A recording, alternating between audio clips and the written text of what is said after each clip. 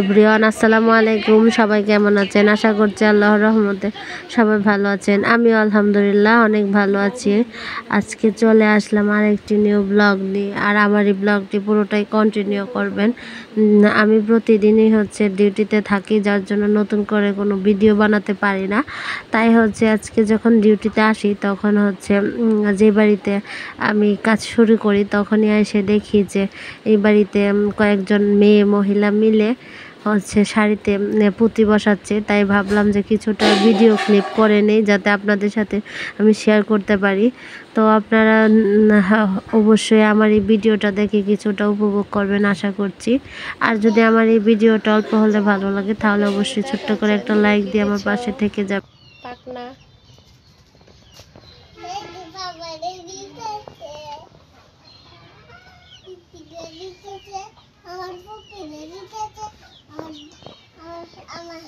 আমার আপুরে দিতেছে, ইতিতে দিতেছে, চিত্তিতে দিতেছে,